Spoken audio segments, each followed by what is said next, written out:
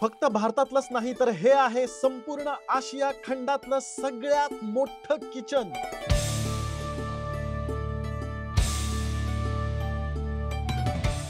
ते सुद्धा आपल्या महाराष्ट्रात, जिथे दिवसाला बनतो 30 ते 40 हजार लोकांचा स्वयंपाक आणि महत्त्वाच्या दिवशी बनतो 1 लाख लोकांपर्यंतचा स्वयंपाक, आणि तो दिला जातो पूर्णपणे मोफत।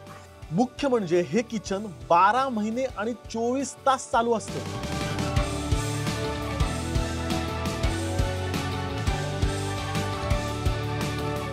म्हणजे मोठ्या प्रमाणात महाप्रसाद बनतो, मोठ्या संख्येने भाविक तो घेतात, अन्न संपत आलं की ते परत नव्याने बनवलं जातं, परत नव्याने जे भाविक येतात तो महाप्रसाद घेतात, परत अन्न संपत आलं की परत बनवायला घेतात, परत नवे भाविक येतात। हे असं दररोज 365 दिवस अव्याहतपणे अन्नदान चालू असतं, त्यामध्ये कसलाही खंड नाही।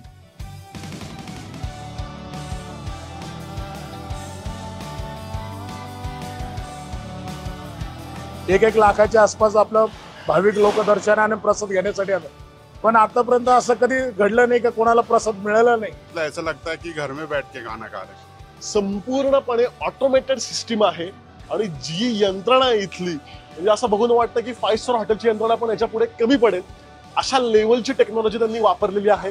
खास काही यंत्र यांनी प्रसादासाठी बनवून घेतलेली आहेत, पण फक्त यंत्रांनी थोडंच काही होतंय।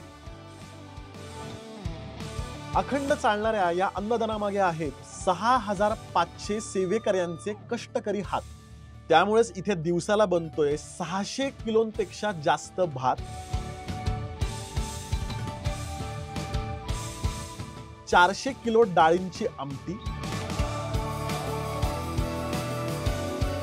300 ते 500 किलोची एक अशा 2 भाज्या, एका पातेल्यात जवळजवळ 4000 लोक, 3 ते 4000 लोक जेवतात। 100 किलोंपेक्षा जास्त रव्याचा शिरा आणि हजारो चपात्या, आणि दररोज एवढा स्वयंपाक बनतोय त्याच ऊर्जेने, आणि तो सुद्धा प्रचंड कृतज्ञतेच्या भावनेने। कारण रोज एवढं कसं काय बनवता असं इथे जर कोणाला विचारलं तर एकच उत्तर, सगळी बाबांची कृपा आहे।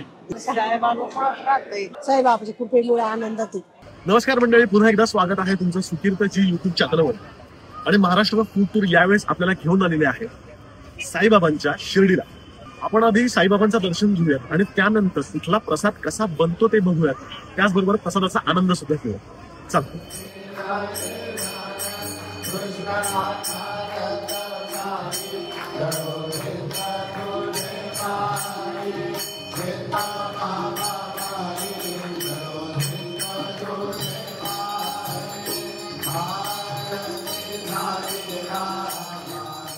दर्शन झाल्यानंतर आम्ही गेलो साई संस्थानाच्या प्रसादालयामध्ये।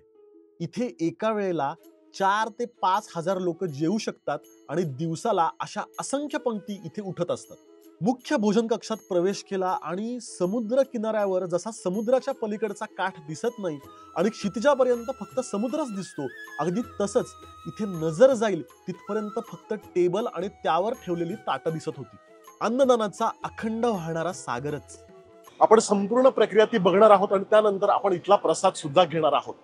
खूप जास्त भारी वाटतंय मला, खूप जास्त पुण्यवान असल्यासारखं वाटतंय। हे सगळं मला माझ्या डोळ्यांनी प्रत्यक्ष बघता येतंय। चला बघूयात।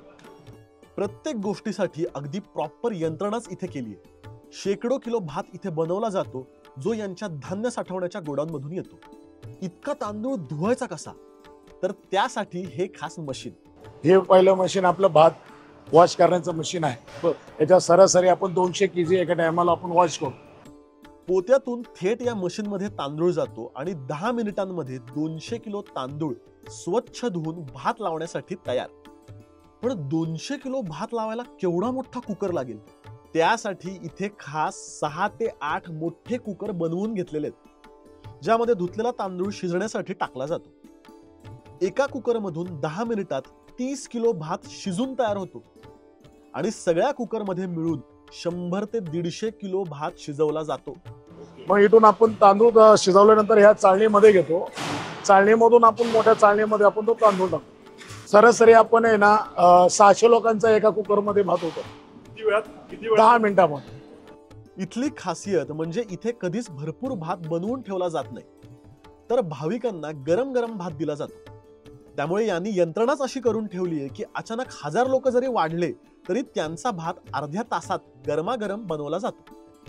तयार झालेला भात ट्रॉलीमधून बाहेर वाढायला जातो आणि संपत आला आहे असा अंदाज आला की परत नवीन भात तात्काळ लावला जातो.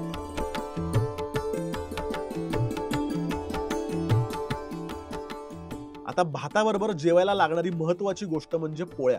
पोळ्या बनवण्यासाठी इथे दररोज क्विंटलमध्ये गव्हाचं पीठ लागतं.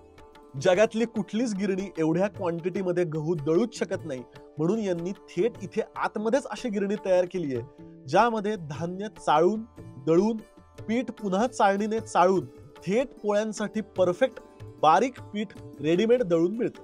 8 क्विंटल आटा तयार होतो एका तासाला. 8 क्विंटल. यस. 800 किलो. शेकडो किलोंचं पीठ हाताने मळणं शक्यच नाही, त्यामुळे एवढ्या मोठ्या प्रमाणात कणिक मळण्यासाठी सुद्धा यांनी प्रॉपर मोठं मशीनच डेव्हलप केलंय. पोळ्या बनवण्यासाठी स्वतंत्र मजलाच आहे. पोळ्यांसाठी इथे मशीन आहेच, पण खूप जास्त गर्दी असेल तरच क्वचित मशीनचा वापर होतो, नाहीतर शक्यतो हातांनीच पोळ्या बनवल्या जातात. पोळ्या बनवण्यासाठी मोठी पंगतच इथे बसली होती. पटापट गरमागरम पोळ्या तयार होत होत्या. पोळ्या बनवण्यासाठी शिफ्टमध्ये काम केलं जातं. पोळ्या सुद्धा मागणीनुसार गरमागरमच करून दिल्या जातात.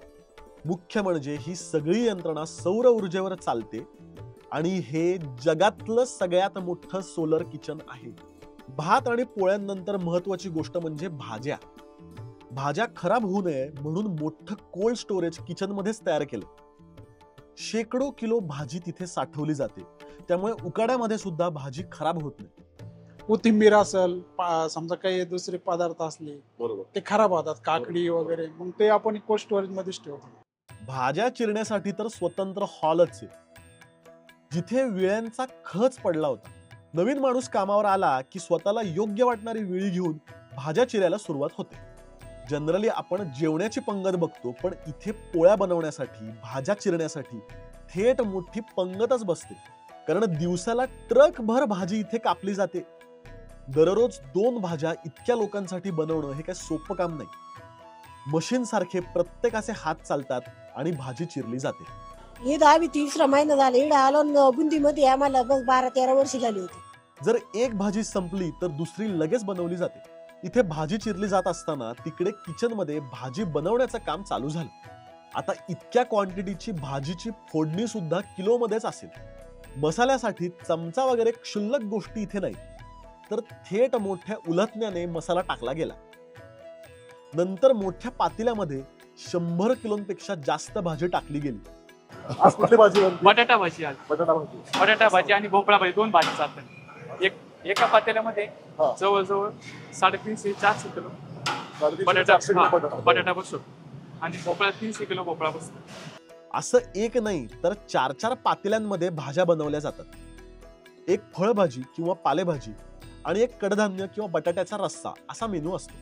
आता ही मुगाचा पातेलं चालू आहे. आता सकाळचे पातेले 3 पातेले संपलेले, ह्याच्यामध्ये 100 किलो कडधान्य बसतो. बाजूलाच 2 मोठ्या पातेल्यांमध्ये आमटी बनवली जात होती. एका पातेल्यामध्ये जवळजवळ 100 किलोंच्या डाळीची आमटी बनते आणि अशी 4 पातेली म्हणजे 400 किलो डाळींची आमटी दिवसाला सहज इथे बनते. आणि साधारण एक पातेला किती लोकांना पुरतो? एका पातेल हे 3,500 ते 4,000 लोक भरले एका पातेल. 3,500 लोक. हो, 3,000. गोडासाठी सुद्धा दररोज वेगळा पदार्थ असतो. आजचा पदार्थ होता साखरेचा शिरा. एका वेळी 30 किलो रव्याचा शिरा बनतो. शिरा सुद्धा संपेल तसा परत परत बनवला जातो. 100 ते 150 किलो रव्याचा शिरा एका दिवसात सहज इथे बनवला जातो. नाही, गुरुपौर्णिमा जो आपले महत्वाचे दिवस आहे तर आपले मिष्टांनी चेंज होत. हो, मग बुंदी, बालुशाही, जसं आपलं प्रसाले ऑफिसर ठरवलं तसं ते आपण मिष्टांना तयार करतो. बाहेर भोजन कक्षामध्ये हजारो ताटं टेबलावर होती.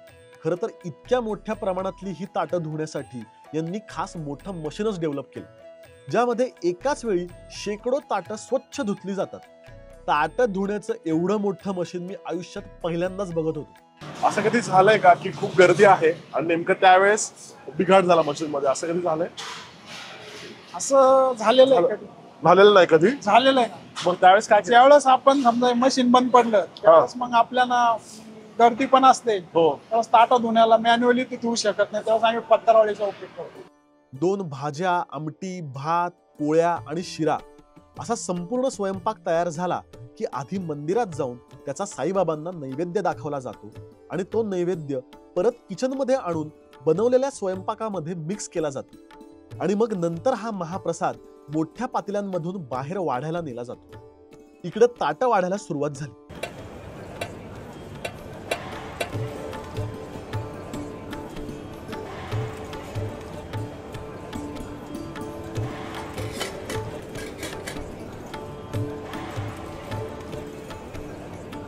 जसं लोक येतील तशा पंक्ती बसवल्या जातात.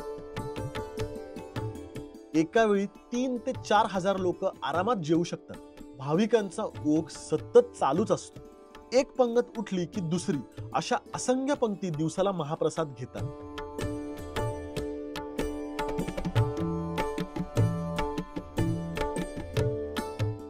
हा महाप्रसाद घेण्यासाठी मी सुद्धा खूपच जास्त उत्सुक होतो.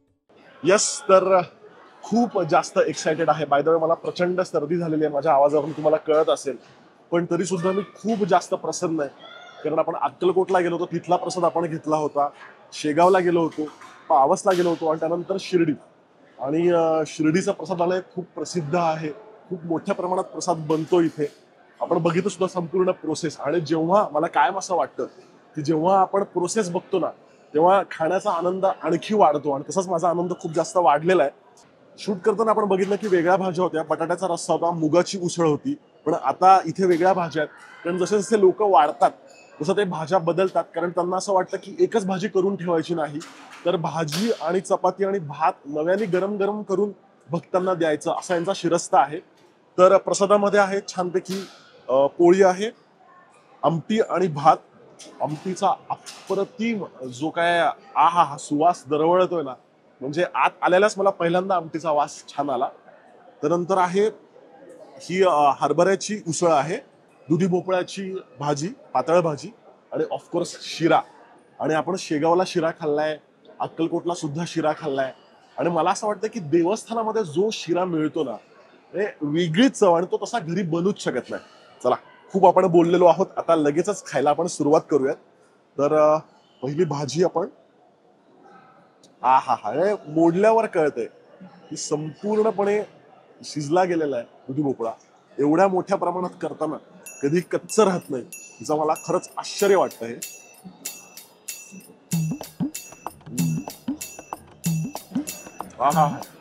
अतिशय सात्विक चव. आता मी हरभऱ्याची उसळ खातो.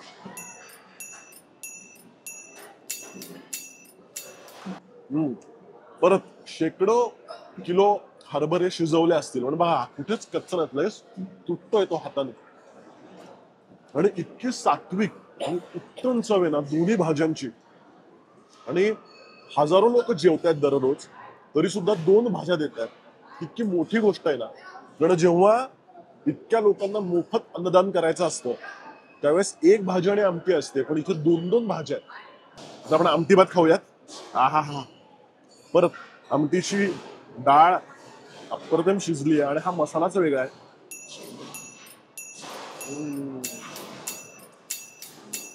मला असं वाटतं की चिंचगूळ घातलंय आमटीमध्ये, त्याची अशी गोडसर तिखट अशी चव आहे त्याची. बरं सांगायचं तर आमटीची चव, आमटी काय भाज्यांची चव पण कसलंही विश्लेषण करण्याच्या पलीकडची आहे, पण इतकी अप्रतिम चव आहे आणि अशी घरी किती प्रयत्न केला तरी आणताच येत नाही. आता शिरा राहिला, आपण शिरा ट्राय करूयात.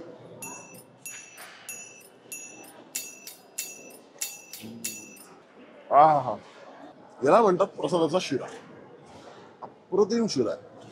मला असं वाटतं की आमटीमध्ये आणि शिरा असं कायम लक्षात राहील माझ्या. ही चव ना म्हणजे 15-20 वर्षांनी जरी जेवलो तर ती चव अशी कायम आपल्या कधी कधी स्मरणात राहते, तशी ही चव आहे. जबरदस्त. आणि आश्चर्य या गोष्टीचं आहे की हजारोनी लोक येत आहेत, परत परत अन्न बनतंय. म्हणजे हा एक खरंच म्हणजे असं मला वाटतं की हा खरा परमेश्वर आहे, व्यवस्थारूपी परमेश्वर आहे. सगळ्यांच्या कष्टातून प्रचंड मनापासून जो स्वयंपाक बनवतात, जो भाव त्यांचा या स्वयंपाकामध्ये उतरतो. परत म्हणजे तृप्त होण्याच्या पलीकडचं आहे हे, मला असं वाटतंय. तृप्त पण नाही, मी परत म्हणेन की मी समृद्ध झालोय आज परत अशा पद्धतीने प्रसाद घेऊन, दर्शन घेऊन आणि ही संपूर्ण व्यवस्था बघून. आशियातलं सगळ्यात मोठं किचन हे, म्हणजे तिथे जेवणाचं भाग्य मला मिळतंय. मला स्वतःला प्रचंड कृतज्ञ वाटतंय. आपण मराठी आहोत, महाराष्ट्रामध्ये शिर्डी आहे आणि शिर्डीमध्ये इतका अप्रतिम प्रसाद मिळतोय आणि आयुष्यात पहिल्यांदा मी शिर्डीचा प्रसाद खाल्ला. त्यामुळे मला असं वाटतं की महाराष्ट्र फूड टूर आज खऱ्या अर्थाने सार्थक झालं या संपूर्ण फूड टूरचं, असं मला वाटतंय. तर मस्तपैकी प्रसादाचा आनंद घेतो. बाकी आपण नंतर बोलू. ये मेरा 5वां ट्रिप है और जब भी मैं आता हूँ तो मतलब मेरा हर बार का एक्सपीरियंस एकदम नया होता है और जो मुझे यहाँ आके शांति मिलती है वो कहीं नहीं मिलती. मतलब इतनी अच्छी सर्विस, खाना स्वाद और कोई प्यार से खिलाए और बाबा के दरबार में आके तो और क्या चाहिए. वाह, छान दर्शन झालं. प्रसाद कसा बनतो ते आपण बघितलं आणि प्रसाद छान घेतला सुद्धा. खरं तर साईबाबांनी सबका मालिक एक है असा संदेश सगळ्यांना दिला आणि खरंच म्हणजे हे सगळे कार्यकर्ते, सेवेकरी, सगळे विश्वस्त पदाधिकारी सगळेजण एका मिशनसाठी एकत्र येऊन काम करतायत. प्रसाद सुद्धा सगळ्यांना समान आहे. कुठल्याही तुम्ही जातीचे, कुठल्याही धर्माचे, कुठल्याही पंथाचे असाल, पण सगळ्यांना प्रसाद हा एकच आहे. त्यामुळे जेवताना खूप वेगळा अनुभव येतो. आपण सगळे माणसं आहोत, आपण सगळे एकत्र आहोत असा कुठेतरी अनुभव येतो आणि तोच अनुभव इथे शिर्डीमध्ये मला मिळाला. खूप वर्षांनी मी शिर्डीला आलो. मी शाळेत आलो होतो, त्यानंतर मी आत्ताच आलो आणि संपूर्ण अनुभव हा खरंच खूप समृद्ध करणारा होता. पुन्हा असे आपण नवीन नवीन व्हिडिओ घेऊन येत राहू. तुमच्या काय सजेशन असतील तर मला प्लीज कमेंटमध्ये सांगा. परत भेटूयात पुढच्या बुधवारी आणि रविवारी सुद्धा. तोपर्यंत हॅपी जर्नी.